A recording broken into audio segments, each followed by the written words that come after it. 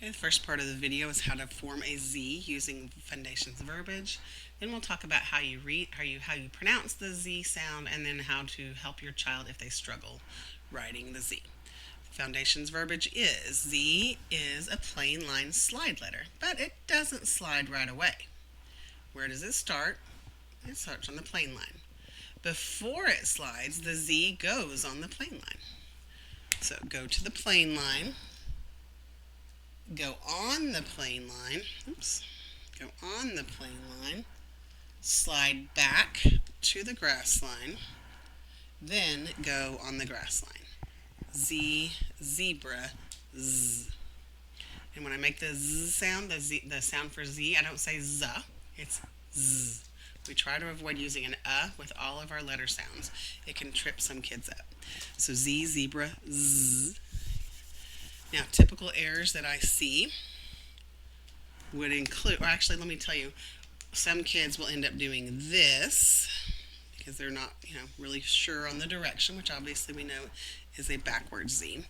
So one thing we talk about, and I have a class in my classroom, I have a window. If you happen to be working in a space where the window is on the left side of the student, then that's great. If not, you can put one on the wall. There are a lot of ways to form letters that have to do with my window that help my students. You can also just write it on their paper if that helps too. Then I talk about, okay, so zebras. Where would I find a zebra?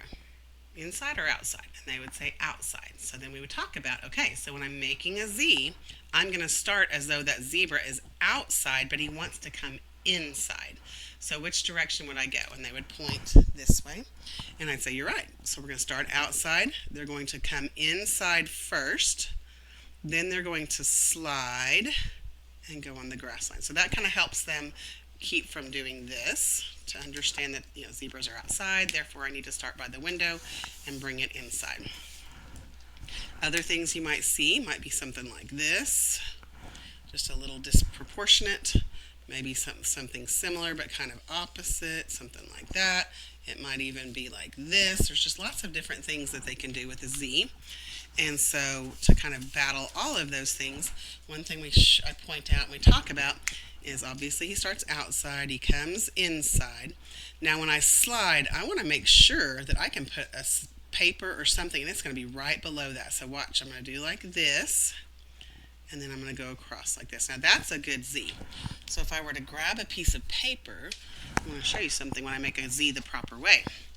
If I put a piece of paper on there, look at that. Those lines are just almost right above each other, aren't they? Let's check this other side. Yep, those are also just right above each other. So if I form my Z like this, let's check that one. Let's see. If I put my paper here, over here at the end of this line, is this line up right above it? No, it's not. Same thing over here. Let's check that side. Nope, it's not quite right above it. So again, giving them some reference to be able to check and tell about. Again, Z can be a pretty tricky letter, but those are kind of the best things that I have found for getting a proper Z formed.